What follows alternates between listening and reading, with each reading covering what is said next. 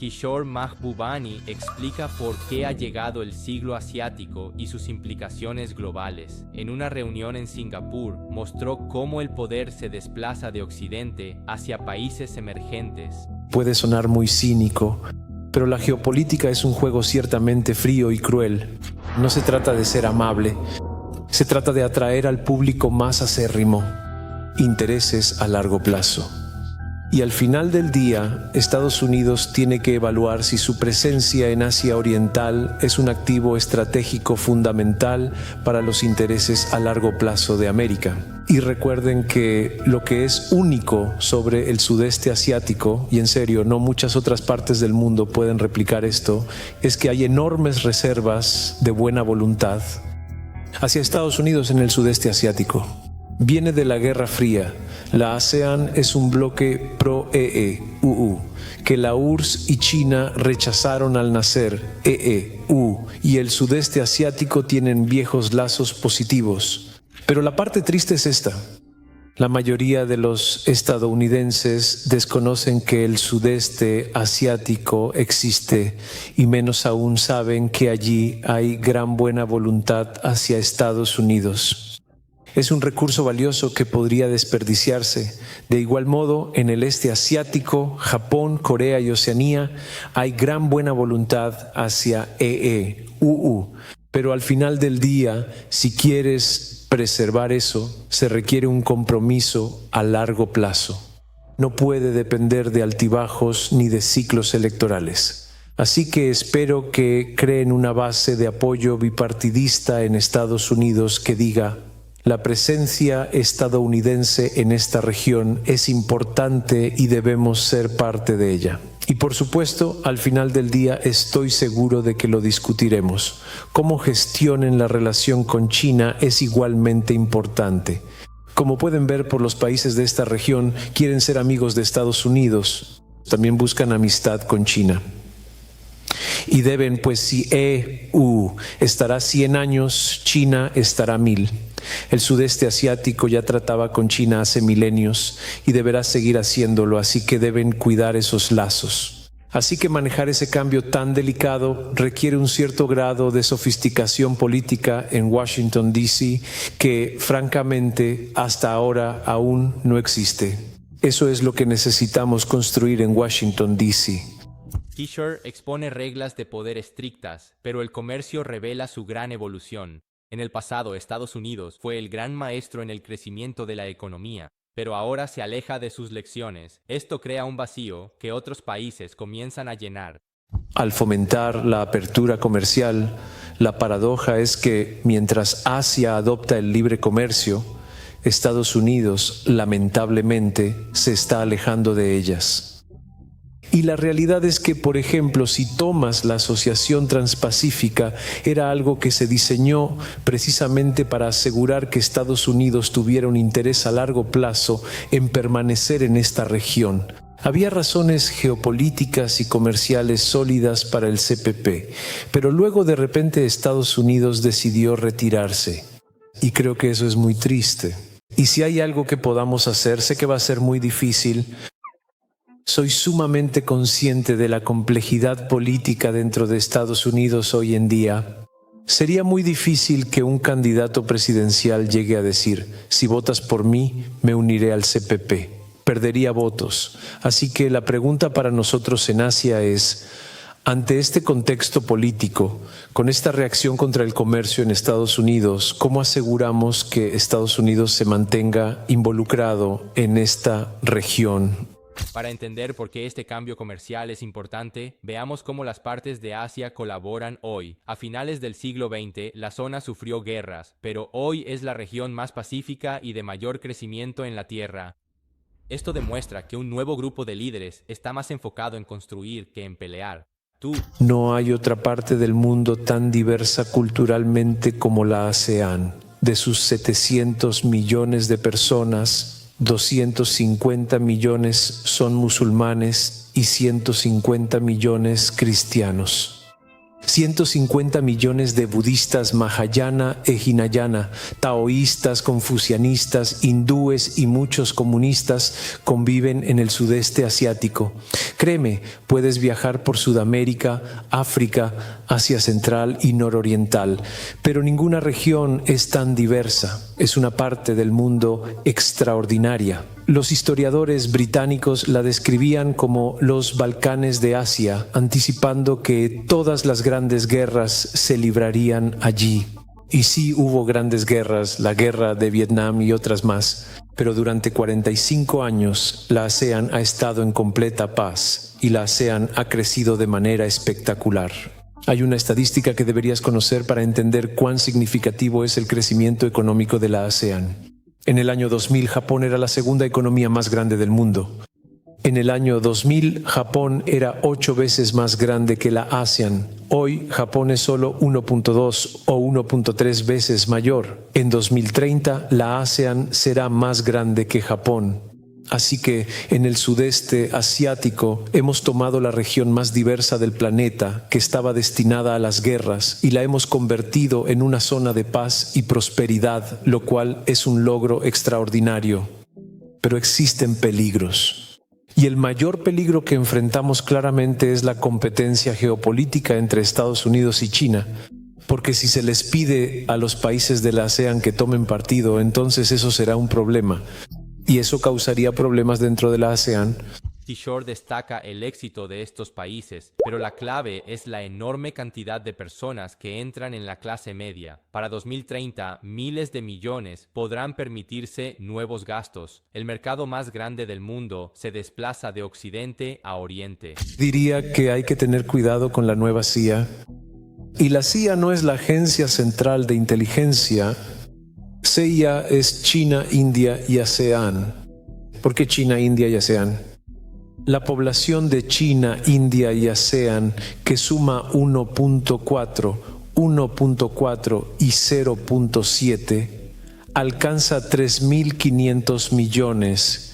De ellos, en el año 2000, solo 150 millones eran de clase media.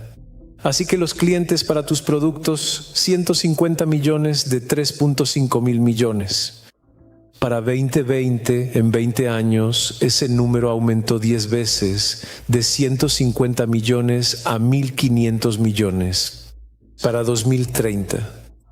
Estas son estadísticas del Banco Mundial. Ese número va a subir a entre 2.5 y 3.000 millones. No hay ningún otro lugar en el mundo donde puedas encontrar de 2.5 a 3.000 millones de clientes potenciales con ingresos disponibles para comprar tus productos. Así que resulta evidente que es de interés para Estados Unidos o garantizar que pueda ser parte de esta historia de crecimiento. ¿Y tú? Y lo sorprendente es que Estados Unidos ha sido parte de esa historia de crecimiento. En el sudeste asiático, en el este asiático y ya sabes, también en China e India. Así que se trata de dar prioridad a estas áreas. Y diría que el punto delicado que voy a mencionar es un poco delicado, discúlpenme, por la razón que sea. Desde que terminó la Guerra Fría, muchas administraciones estadounidenses han estado preocupadas o atascadas en guerras y conflictos, ya sea en Medio Oriente, ya sabes, ya sea en Irak y así sucesivamente. Quizás es momento de que Estados Unidos presione el botón de pausa en los conflictos y guerras y diga, ya fue suficiente, ahora déjenme enfocarme en conectar con el mundo. Por otro lado, enfocarse en integrarse económicamente con las partes emergentes de la economía mundial y hacer de eso la prioridad número 1. Sobre el liderazgo, líderes como nosotros solo tenemos 24 horas. Si pasas 16 o 17 horas preocupado por guerras, no queda tiempo ni energía para enfocarse en las prioridades a largo plazo. La prioridad real a largo plazo es seguir en el lado positivo de la balanza, Ahí hay oportunidades tremendas, pero si te involucras en guerras, te distraes y dejas de ser parte de la historia de crecimiento. Y eso sería perder una gran oportunidad. Para ver por qué algunos países se rezagan en este auge, miremos a sus líderes. Últimamente, muchos mandatarios occidentales se han centrado en el ruido más que en planes a largo plazo. Esto importa porque un mal liderazgo destruye el futuro de un país, pese al crecimiento global. Una de las cosas más tristes de nuestro complejo mundo actual, y aquí también debo ser muy cuidadoso, es que la calidad de los principales líderes de algunos de los países más importantes del mundo se está deteriorando notablemente. Este es un problema muy serio que tenemos en el mundo hoy en día. Y por supuesto, esto lo puedo decir abiertamente porque lo he dicho públicamente muchas veces. Sabes, el Reino Unido tradicionalmente ha producido algunos de los mejores líderes del mundo. Winston Churchill claramente fue uno de ellos. Margaret Thatcher fue otra. En 1990 acompañé al señor Lee Kuan Yew en su gira de despedida por Europa. Nos reunimos con Thatcher en Londres, una mujer impresionante, y cenamos en el número 10 de Downing Street. Ella se levantó y, sin notas, dio un discurso elocuente sobre lo gran hombre que es Lee Kuan Yew y lo que ha hecho. Luego, Lee Kuan Yew se levantó también de forma espontánea y respondió. Eran dos grandes líderes interactuando. De igual forma, en París, François Mitterrand lo recibió en la puerta del Elíseo, rompiendo el protocolo. Un jefe de Estado recibiendo a un jefe de gobierno en la entrada es algo muy inusual. En Alemania conocimos a Helmut Kohl, otro líder impresionante y reflexivo, pero ahora en el Reino Unido, por ejemplo, han pasado de Margaret Thatcher a Boris Johnson. Quiero decir, es un payaso. No estoy exagerando, es simplemente un payaso total. De hecho, la historia lo juzgará muy duramente porque destruyó su país al orquestar el Brexit. Desde cualquier punto de vista razonable, el Brexit es un desastre para el Reino Unido y Boris Johnson mintió descaradamente durante la campaña a favor del Brexit. Y entonces, después de que este bromista se marchara, le sucedió otro chiste. Esta confianza no duró tanto como la lechuga, como dicen, ¿sabes? Es decir, ¿cómo puede un país como el Reino Unido pasar de, ya sabes, Winston Churchill, Margaret Thatcher, a Boris Johnson, Liz Truss? No se trata de personalidades. Aquí hay un juego estructural.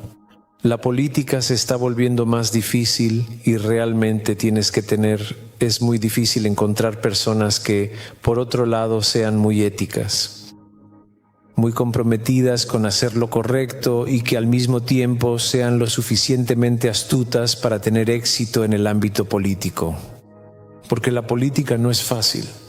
Si no eres perspicaz, si no eres astuto, si no eres despiadado, olvídalo. Y es que resulta realmente muy raro encontrar personas que sean al mismo tiempo buenas personas y también personas astutas. Y ahora, con la política volviéndose más difícil, es cada vez más complicado atraer a buenas personas a la política. Y eso deja el campo abierto a todo tipo de populistas y otros que llegan. Y lamentablemente ese va a ser uno de los problemas estructurales para nuestro mundo. Y es un problema común que muchos países están enfrentando en todo el mundo. Aunque a menudo se ignora a los países pequeños, han encontrado cómo hacerse oír. Al unirse en un club especial, pueden evitar ser manipulados por las grandes potencias. Esto demuestra que no hace falta ser un gigante para influir en cómo funciona el mundo. Así que, como estados pequeños, la manera en que obtenemos agencia es trabajando estrechamente entre nosotros. Por eso Singapur creó el Foro de los Estados Pequeños llamado FOS dentro de la ONU. El embajador neozelandés era muy cómico. Tras el estreno de Star Wars decía que la fuerza te acompañe, no FORCE, sino FOSS, Foro de Estados Pequeños. Hay camaradería entre los estados pequeños, especialmente en la ONU. Es algo valioso y algo que debemos preservar. Lo que realmente estaba ocurriendo tras bambalinas durante este auge es lo siguiente: hubo un cambio en quién recibe más atención de los líderes locales. En ciudades como Bangkok, el equilibrio de poder está cambiando, porque un lado simplemente aparece con más frecuencia que el otro. En el juego de la influencia global, ser constante es tan importante como tener un gran ejército. Durante toda la Guerra Fría, si ibas a Bangkok, estaba muy claro que el embajador más poderoso en Bangkok, por mucho, era el embajador estadounidense. Porque, ya sabes, Tailandia era un aliado por tratado. Tailandia era un enclave clave para las operaciones en Indochina. Y siempre hubo cierta cercanía entre las élites tailandesa y estadounidense. Así que el embajador estadounidense era el número uno y, francamente, en esos días el embajador chino no tenía mucha relevancia. Muy importante, pero no tan relevante. Pero hoy en día, creo que si vas a Tailandia y te preguntas qué embajador es más importante, también dependería de con qué país, por ejemplo, Tailandia comercia más, Estados Unidos o China. Y la respuesta es China. ¿Y qué país está involucrado en nuevos proyectos en China, nuevamente en Tailandia? Y sospecho que la respuesta, otra vez, es China. Así se nota que el embajador chino gana peso gradualmente, mientras el estadounidense pierde relevancia relativa. Está bajando lentamente. Y también en términos de visitas, por ejemplo, los líderes chinos visitan Tailandia con más frecuencia que los de Estados Unidos. De hecho, es así. Un diplomático estadounidense en el sudeste asiático me llamó y me dijo: Kishore, ayúdame. Fue durante otra crisis en Medio Oriente. La secretaria de Estado, Condoleezza Rice, dudaba si asistir a una reunión de la ASEAN y él me dijo: Kishore, por favor, ayúdame. Persuadir a Condi. Ella debe venir a la reunión de la ASEAN. Así que eso es. La constancia en la atención que China presta al sudeste asiático se convierte entonces en una ventaja, mientras que la inconsistencia de Estados Unidos se convierte en una desventaja. Y eso también afecta a la clasificación de los embajadores. Es una realidad, pero cambia constantemente, es dinámico. Por ejemplo, si EU lanza una gran iniciativa con la ASEAN, como intentó Joe Biden al invitar a sus embajadores a Estados Unidos, y así sucesivamente. Supongamos que Estados Unidos propone un nuevo acuerdo de trabajo con la ASEAN, entonces las cosas pueden cambiar. Pero al final del día, en gran medida, es un reflejo de tu poder y tu compromiso con la región, y no de la personalidad individual. Y esa es una realidad fundamental de las relaciones internacionales. Aunque el enfoque se centra en países grandes, el futuro depende de mantenerse neutrales durante los conflictos. Los líderes buscan la neutralidad para no quedar en medio de una lucha por el control. Así, la región sigue segura y abierta para los negocios, sea quien sea el líder. Y puedo decirles que, mirando hacia el futuro de Singapur, soy muy optimista sobre el futuro de Singapur. Porque el éxito o el fracaso de los países no depende solo de sus líderes. Ciertamente es una parte importante de la historia. Pero también se trata de la cultura y los valores que se inculcan en la sociedad. Y hay algunos valores que la generación fundadora de líderes de Singapur, especialmente Lee Kuan Yew, Goh Keng Swee y S. Rajaratnam, inculcaron. Y por cierto, a estos tres hombres yo los llamo genios. Eran genios geopolíticos y de gestión pública. Por eso escribí mis memorias, Shen Shen, para que los singapurenses comprendan mejor sus mentes. Así que los valores y las prácticas institucionales que ellos han arraigado en Singapur son muy fuertes, muy sólidos, y por eso tenemos un servicio civil de tan alto rendimiento como sabes. Y todas nuestras demás instituciones, las personas se seleccionan en base al mérito. Así que ahora Singapur como sistema es mucho más fuerte. Y por eso los líderes de la cuarta generación pueden aprovechar esto y llevarlo hacia adelante. Y no puedo decir que, ya sabes, conozco a Lawrence Wong razonablemente bien. Bueno, él sí ha venido a cenar a mi casa. cuando era funcionario público. Fue a la misma escuela que yo, la Tanjung Katong Technical, una de las mejores de allí que muchos singapurenses ni conocen. Así que él, creo, entiende perfectamente quién es él en este contexto. Todos sus predecesores hicieron un trabajo verdaderamente extraordinario al impulsar constantemente a Singapur. Y ahora esa es su gran responsabilidad, seguir haciendo avanzar a Singapur con total firmeza. Pero también comprende muy bien la inmensa solidez institucional que tiene Singapur hoy en día. Y estoy seguro de que muchos de ustedes han tratado, por ejemplo, con la Junta de Desarrollo Económico, EDB. Es, por mucho, la mejor agencia de promoción de inversiones del mundo. ¿Cómo es que Singapur, el pequeño Singapur, obtiene el 62%? ¿Eso es lo que dijo Taimul sobre la inversión estadounidense? ¿Cómo? Solidez institucional. Así que eso va a ser un gran activo. Y al final del día, el último punto que quiero mencionar aquí es que, ¿saben? Siempre digo que el siglo XIX fue el siglo europeo. Londres era la capital, el siglo XX, el siglo estadounidense, Nueva York era la capital. El siglo XXI será el siglo asiático y la ciudad que es la capital natural para el siglo asiático es Singapur. Porque la única ciudad en Asia donde las 4 grandes corrientes civilizacionales, la corriente civilizacional china, la corriente civilizacional india, la corriente civilizacional islámica y las corrientes civilizacionales occidentales coexisten en armonía, eso es en Singapur. Ese es un enorme activo que tenemos. Así que la gente vendrá a Singapur si busca dónde ir para encontrar el centro del siglo asiático. Para entender este nuevo orden mundial, hay que ver cómo conviven diversas culturas. Al mezclar las mejores ideas, una pequeña isla se ha vuelto el punto de encuentro ideal para la nueva economía global. Así, los próximos 100 años serán liderados por quienes logren unir a todos.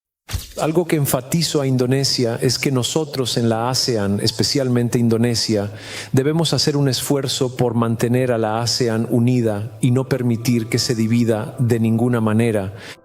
Si hay una competencia entre Estados Unidos y China, porque todos queremos ser amigos de Estados Unidos y queremos ser amigos de China, y no queremos tomar partido. Y si podemos mantener esa posición, habrá amenazas, habrá desafíos que se nos presentarán. Pero al mismo tiempo, también debo enfatizar que las oportunidades en el sudeste asiático son realmente fenomenales. Y, ¿sabes? Existe algo que es verdaderamente muy especial en una parte específica de este gran mundo, donde en ese preciso momento en que puedes ver a toda la gente que te rodea, sabes, cristianos y musulmanes no pueden llevarse bien, hindúes y musulmanes no pueden llevarse bien, y así sucesivamente, ¿verdad? En el sudeste asiático nosotros sí nos llevamos bien. Eso es increíble. Así que en realidad, ya sabes, así como Estados Unidos solía ser y todavía es en muchos sentidos una ciudad brillante en la colina, ¿verdad? El sudeste asiático también es un faro porque está enseñando al mundo cómo diferentes culturas pueden colaborar. Quiero decir, una de las críticas que hago a la Unión Europea es que ha existido durante tanto tiempo y no pudo admitir a Turquía como país musulmán en la Unión Europea. Nosotros en la ASEAN podemos admitir a cualquiera, lo cual es increíble. Así que al final del día, si realmente quieres establecer y fomentar un orden mundial más inclusivo que pueda convivir con civilizaciones muy diversas y diferentes, y para poder vivir juntos en paz y armonía, el único laboratorio civilizacional que realmente te enseña cómo hacer esto de forma efectiva es el gran laboratorio civilizacional de la ASEAN.